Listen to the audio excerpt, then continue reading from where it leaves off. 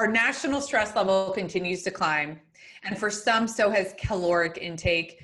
Conversely, sleep often is going down. So for people who are hoping to start a family, some of those comfort foods, some of those comfort activities like watching too much TV late into the night are having an adverse relationship on their health and wellness, which in turn is going to make it more difficult to conceive. So here today to talk about this important topic amidst the pandemic is one of my all-time favorites, my dear colleague and friend, Dr. Serena Chen from IRMS, New Jersey, to find out what are some of the things that we are not doing great, literally as a nation, and to talk about what we should be doing. Serena, thanks so much for joining to talk about this topic. It's so good to be here, Alice. Thanks for having me. Now, this is something you and I have struggled with. We've talked about it. You know, we've personally confided in each other as our alcohol consumption and sleep quality was going in the wrong direction during the whole quarantine. Also, how we have time to sort of nest, right? And kind of get organized on the weekend because there's not as much to do outside. But the snacking, the boredom, the anxiety, the lack of exercise, people are gaining weight. So what impact is that going to have on people's reproductive wellness? So first of all, I think people should not beat themselves up. Everybody feels bad when you fall off the wagon and you feel like you're being less healthy than you should be, but it's kind of understandable. And millions of people are probably in the same boat. Every day I talk to patients and they're like, I have to get back on the wagon. I haven't been healthy. So don't beat yourself up. Realize that you are under a lot of extra pressure and try to just be, nicer to yourself and give yourself a break. And then think about, creative ways. Your whole routine has changed, and it doesn't mean it has to be for the worse. We could change our routines for the better. So while it's a risk for getting less healthy, it's also an opportunity for us to change things up to be healthier. So like you said, the nesting thing, I'm usually not at home because I'm working so much outside the house.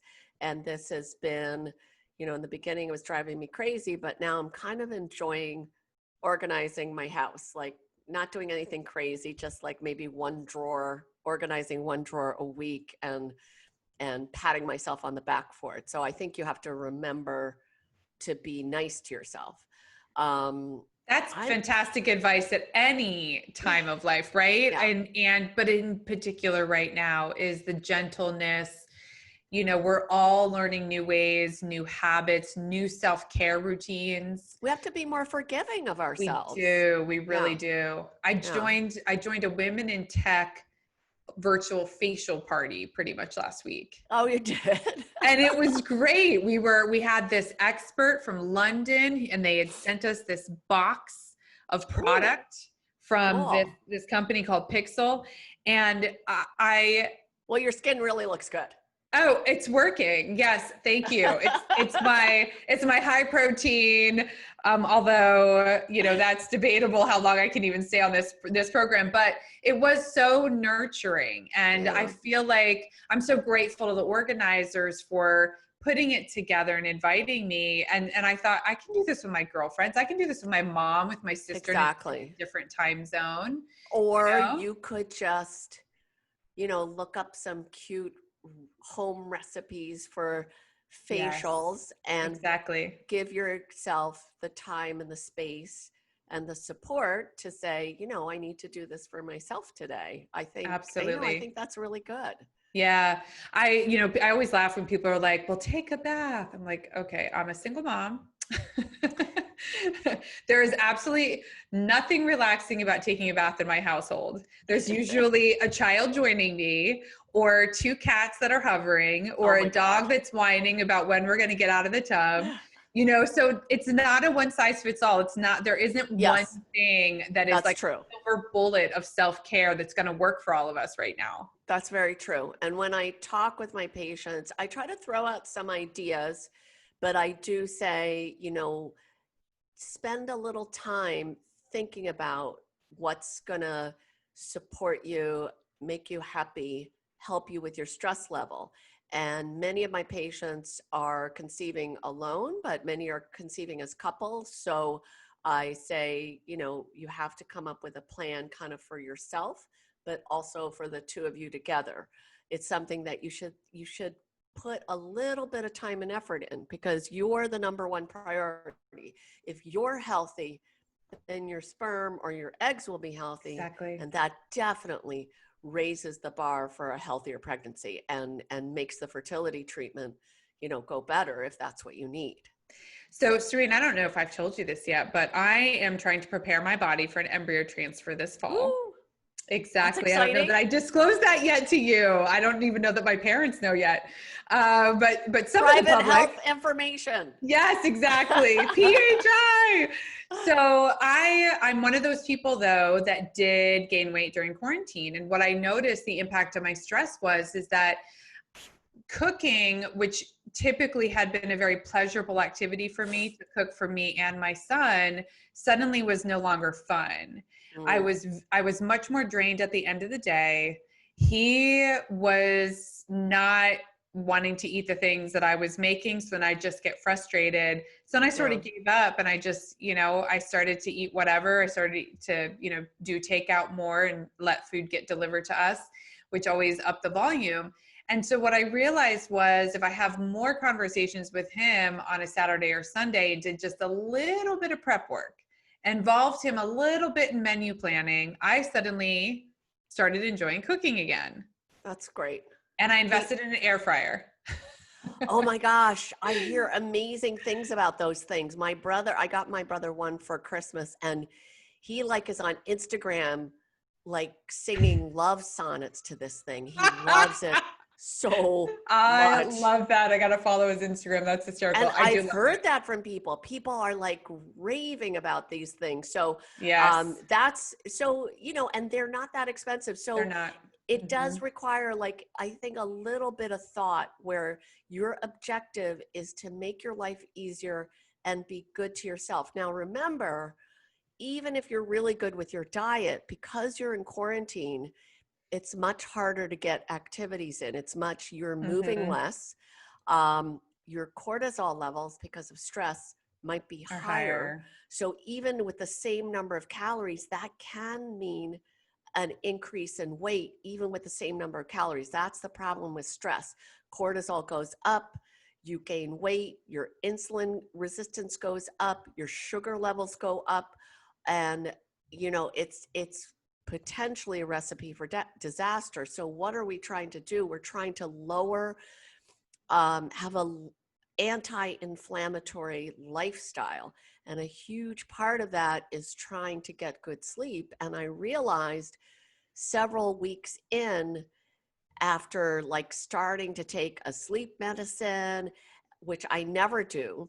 I'm usually a good sleeper. So I was like ending up on melatonin, sleep medicine, doing all these things. And I realized, wait a second, why is this happening to me?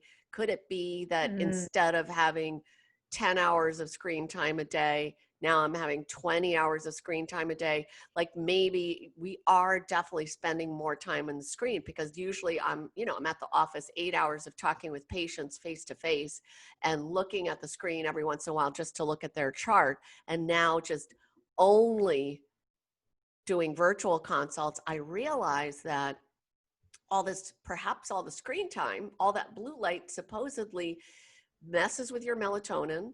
That can affect the melatonin axis, does interact with the gonadotropin axis. Now, I haven't done a study on this, but we're hearing all about people having weird dreams and disrupted sleep during pandemic. Stress, higher cortisol levels are part of it, but maybe a lot of this extra screen time is part of it.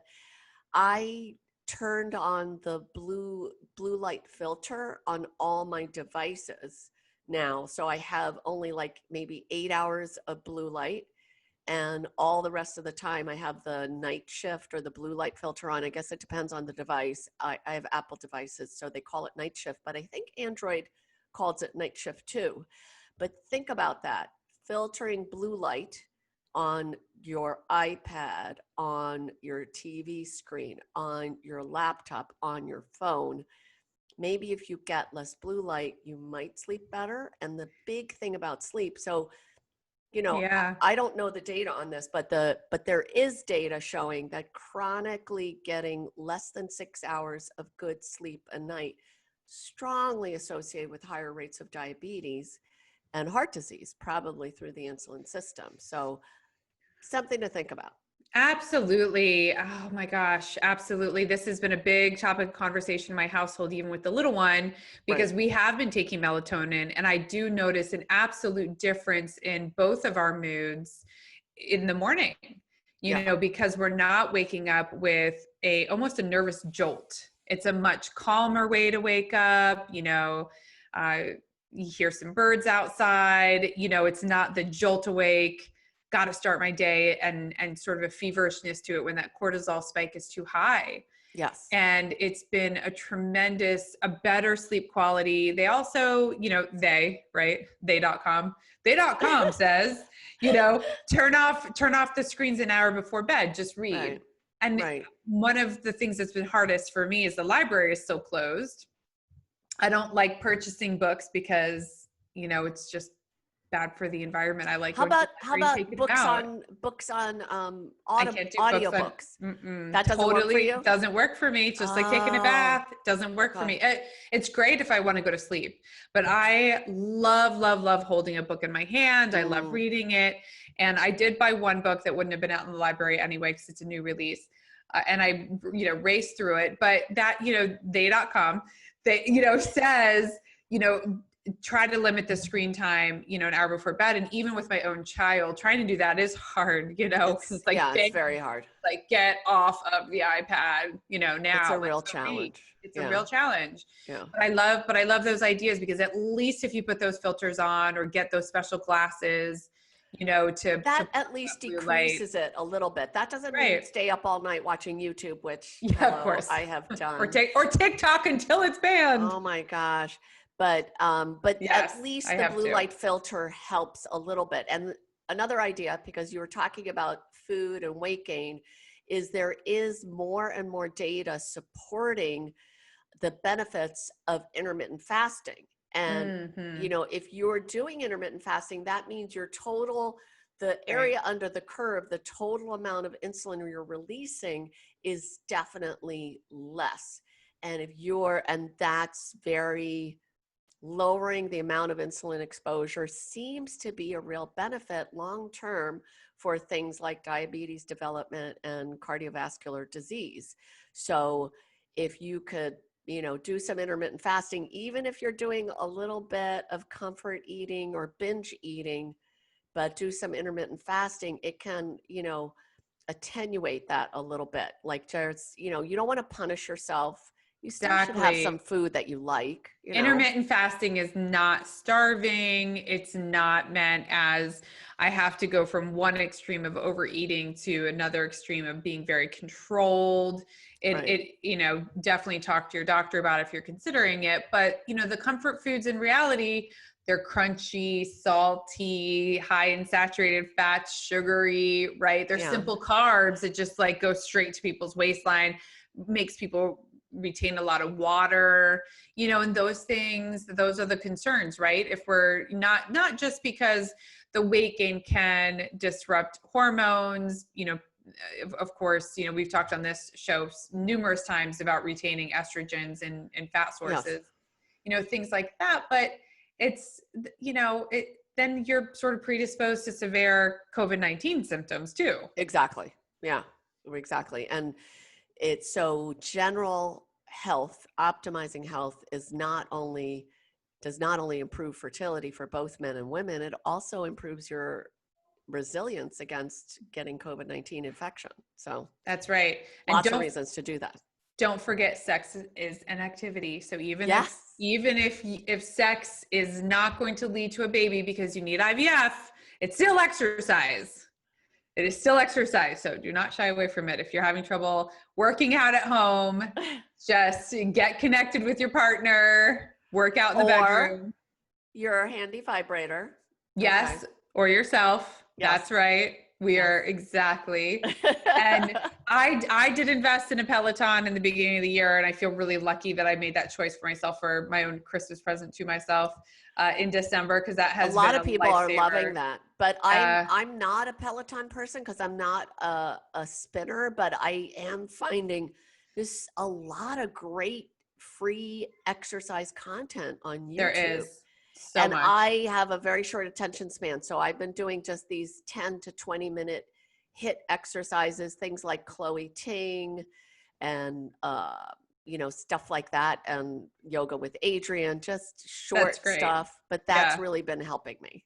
That's awesome. I still just do 1 day a week of weight training, which I love, love, love. So we cannot overlook the benefits of just a little bit of weight training. If you don't even have Yes. weights at your house, take 2 sacks of sugar, 1 in each hand, and just start The lifting water them. bottles, it's Yeah, plastic. Those are that's about right. the 16-ounce size. That's That's right. about Just 1 pound. Yeah. just high Yeah. reps, because the more muscle mass, then the more you burn at rest. Exactly. So, but That I think changes your metabolism. ultimately this particular episode is meant to just motivate you to do whatever it takes to get your sleep quality good. Because if your sleep quality is good, your cortisol is going to be lower when you wake up, and then you'll have more motivation and more, I think, energy for proper self-care, to say no Yeah. to the snacks and yes to something that's a little bit better to set you up for fertility success. But We're all don't in beat this yourself together. up. Be nice. Exactly. Be nice to yourself. Yes, be nice. Yeah. Exactly. All right. I love that. Well, thank you, Serena, for also just sharing and being open about your own struggles along the way. That you are, being an MD, you're far more educated than the rest of us, and struggle with the same thing. Everybody's been, COVID-19 is tough. It's the change is always a stressor. And if you think about it, we've changed hundreds of things in our lives, every single aspect of our life. That cannot be taken lightly. That's a big deal. That's a very big deal. Yeah. Mm-hmm. It is. So everybody be safe. Keep wearing your mask, washing your hands, distancing, stay well. That's right. Get good sleep. Get good sleep. Good sleep. Yes. All right. Thanks, everybody. This has been your Monday Motivation with Alice Crisci, co-founder of the Fertility Answers app, and Dr. Serena H. Chen from IRMS, New Jersey. Always find us on the app to ask more questions if you have them, or to help get you connected to an IVF clinic. Most of them will do first consults via telemedicine these days, and we assign you a free fertility navigator. So each of you can have a free person in your corner to help you navigate all your options. So we hope to see you there. Thanks so much. Bye-bye.